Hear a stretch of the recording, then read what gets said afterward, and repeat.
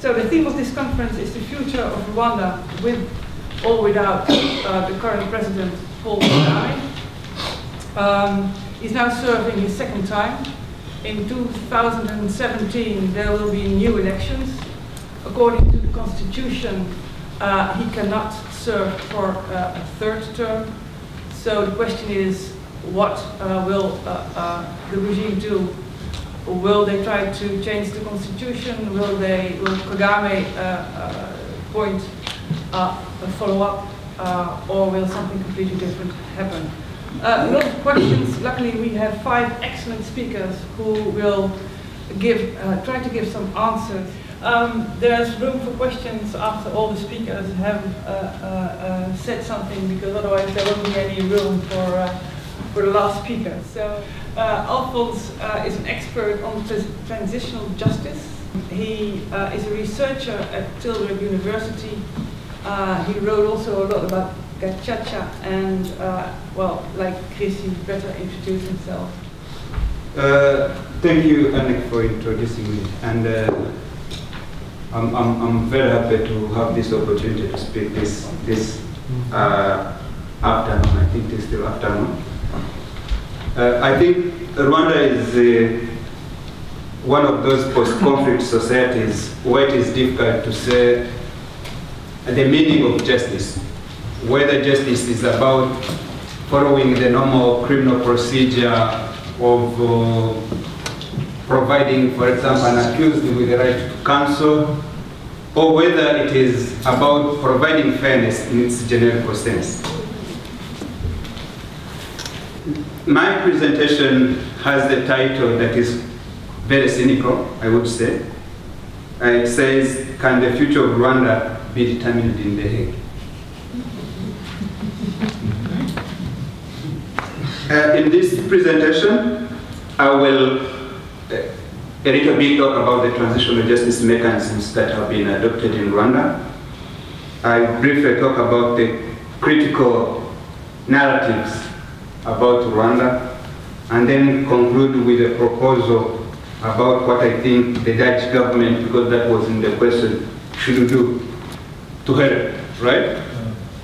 So whether you believe that the genocide that took place in Rwanda happened because of the historical hatred between Hutu and Tutsi, or the failures of socio-economic situation, cultural obedience, popular anger, bad governance, or power struggle, the role of the colonial policy in 1930s that introduced identity cards, and the polarization of the Rwandan society that followed through media played a significant role. And to my opinion, I think any response would have those 2 elements into consideration. The first response to deal with the aftermath of the genocide was through ordinary courts. But it was clear in 1999 that to complete about close to 130,000 genocide suspects that were still in preventive detention would take probably 100 years, and if it was to go according to the ICTR case, it would have taken close to more than 10,000 years. So that is how Gacaca courts were created. Currently, ordinary courts have tried up close to 10,000 cases. Military courts have conducted 47 trials. ICTR is still struggling to finish 75 cases, and Gacaca courts have completed close to 2 million cases.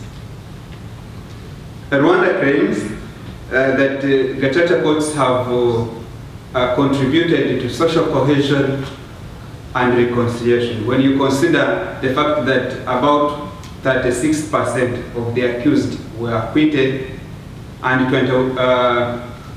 20 point something of those who were accused confessed to the crimes, it shows a sign of the end result that was somehow peaceful in terms of inter-individual relationships.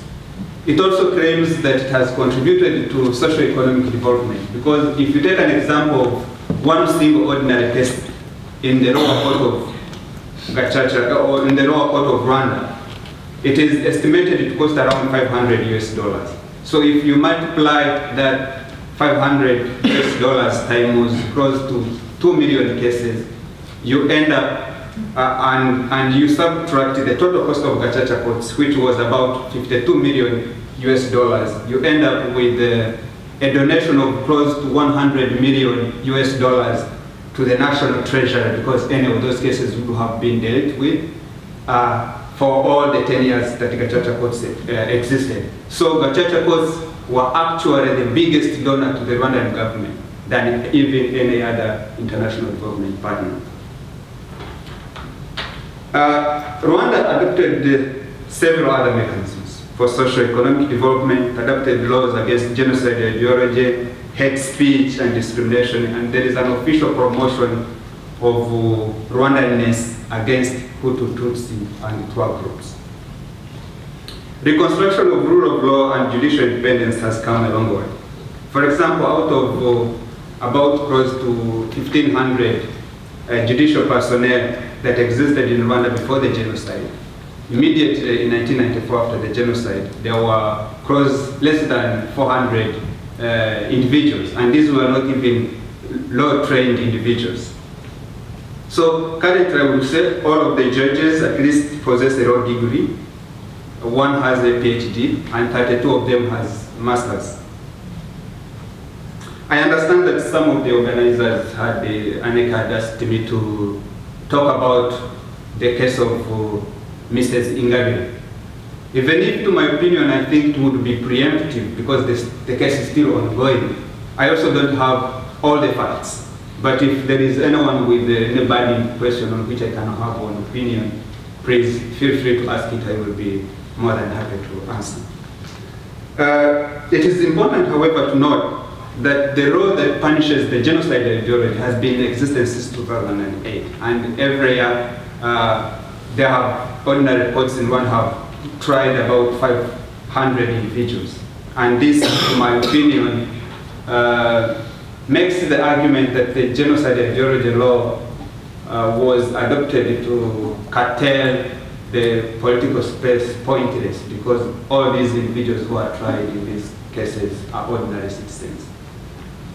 I don't think that it is fair to create a judicial system that gives politicians or journalists some preferential treatment. Of course, judicial independence is much more than having qualified personnel or the existence of courtrooms and prison facilities. But it is also neither about lack of the political pressure. As one American magistrate puts it, judicial independence embodies the concept that a judge can decide a case according to the facts and law, not according to prejudice, to pressure, whether from the executive, from NGOs, or the latest opinion poll. So no system can obviously claim to be perfect.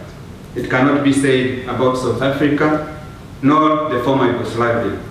And I would be the last to argue that the mechanisms that adopted after the genocide in Rwanda are perfect. But allow me to submit that all the criticisms against Rwanda, to my opinion, are more ideological than substantial. I think that to criticize a situation like Rwanda is to choose a simple job, because it becomes easier to propose a solution when we look into what happened in Rwanda in terms of macro considerations, like the totality of murder, the totality of rapes, the totality of killings, torture.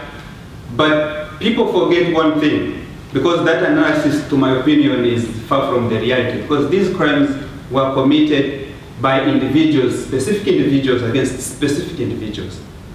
And the challenge all post-conflict societies face is how do you address those specific individuals? And if you cannot address the concerns of those specific individuals, how would you claim that you have provided any sense of governance after a conflict situation? Is it simple, for example, to achieve justice, truth, reconciliation, while you want to punish?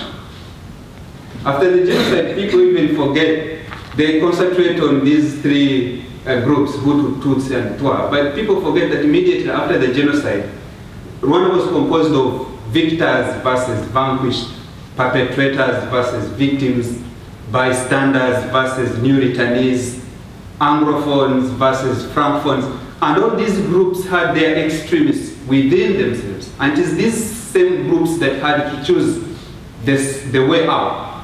So the question I always ask myself is, how much power do you need, you if you're in a position of decision making, to enforce your choice without being authoritarian?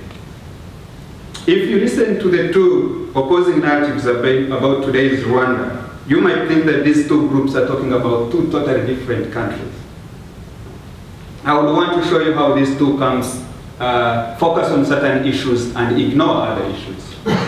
If you start your narrative with Rwanda going to the DR Congo without mentioning the role of France's Opération Turquoise and the then government of Zaire and the complicity of the international community in creating refugee camps on the border with Rwanda and their subsequent infiltrations and insurgents in the northwestern parts of Rwanda, then you have decided to produce an imbalanced story.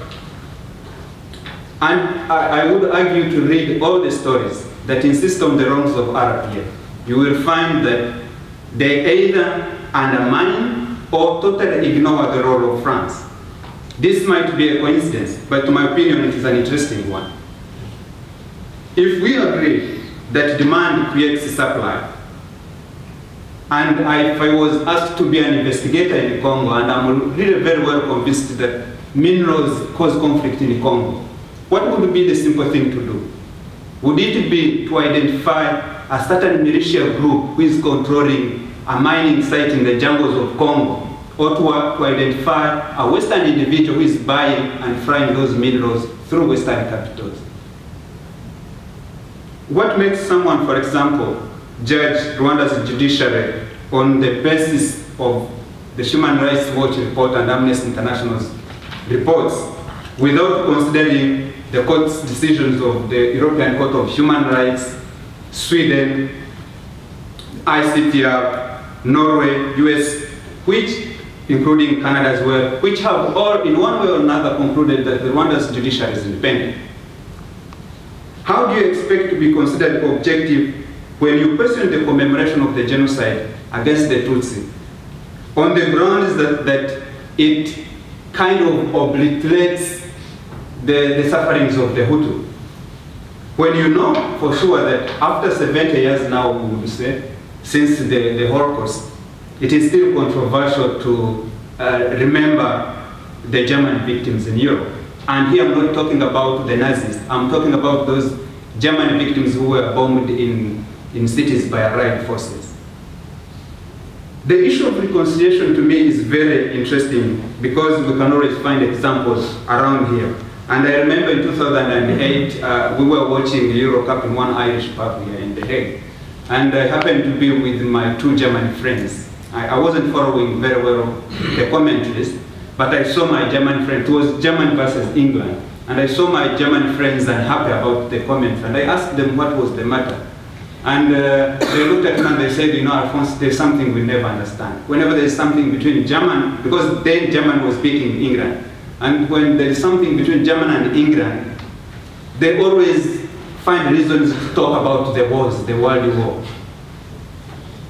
Of course, you cannot talk about reconciliation without mentioning the Hutu, Tutsi, and Twa groups in Rwanda. And this reminds me the time I used to share an office with one American guy, and we had one time a meeting with someone I was supposed to pick at the train station.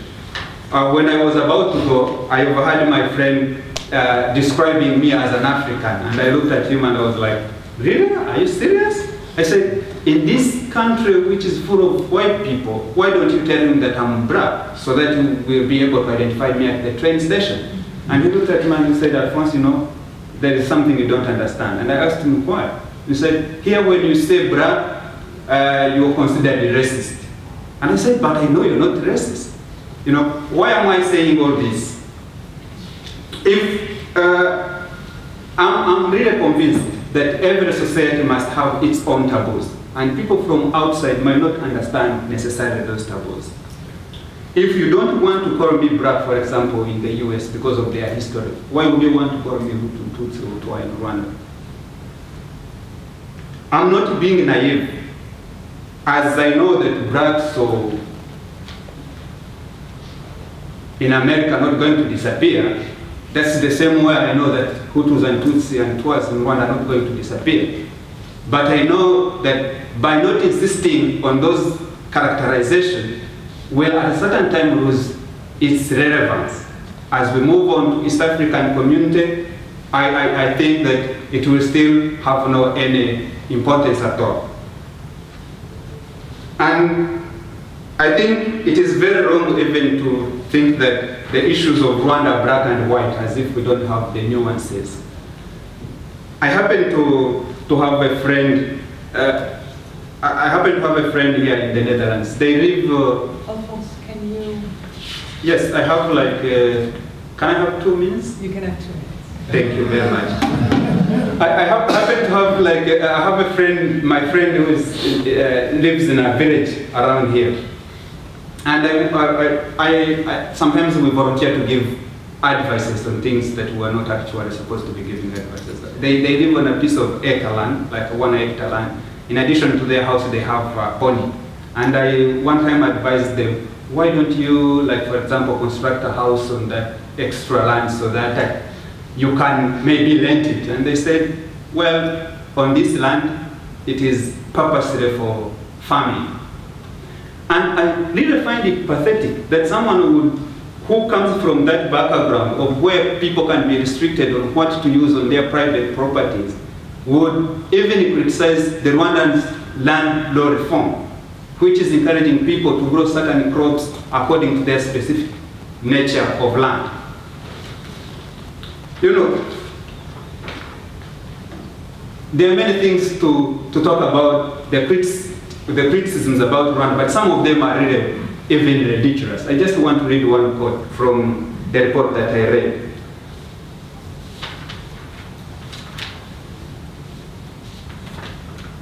Here is that poor Rwandans do not typically own shoes, and other countries' poor citizens have gotten around the no shoes law by wearing plastic bags over their feet. Since plastic bags are now outlawed,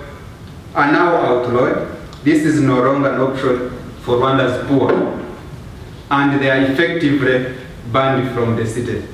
I couldn't know what to make of these authors, because I think if you would go to Rwanda, I heard of people mention, if you go to Rwanda, including South Africa, Rwanda is the only country where you will not find a grass-thatched house like many other African countries. So to find someone advocating for people to wear plastic bags on their feet, I think, to me, you know, the idea itself of suggesting that what should the Netherlands do is wrong from it, to my opinion, is patronizing. Because Europe has been in Africa for more than a century. But we keep on blaming Africa. We never take a time to question ourselves, what has Europe done wrong in all this period of time? So if we cannot identify what Europe did wrong, or what it has been doing wrong all this time, it has been Africa, I think we will not even find one single suggestion we can make to provide it one. We will go back to the usual preaching of human rights, freedom of expression, those freedoms that advocates for people's right to wear plastic bags on their shoes, ignoring their freedom from one.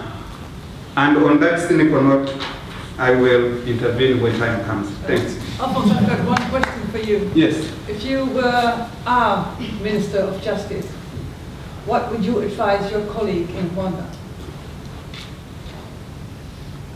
Minister of Justice in Holland? Yeah, you were Dutch Minister. But let me first tell you one thing. Can you imagine for a moment like some people in Africa, are organizing a conference about the future of the Netherlands. We invited a few Dutch people, you know? And then we're going to give those recommendations to the Rwanda's Minister of Foreign Affairs. You know, that feeling you get is at the center of everything. Because it is not a feeling that we Africans cannot have an opinion on what is happening here. It is a feeling of saying that we are better than them. And to my opinion, that's a wrong starting point. Unless if it is not a patronizing approach, because I can't be wrong.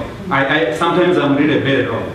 But students, we have started with a country not far from here that spent almost a year without a government. Thank you very much.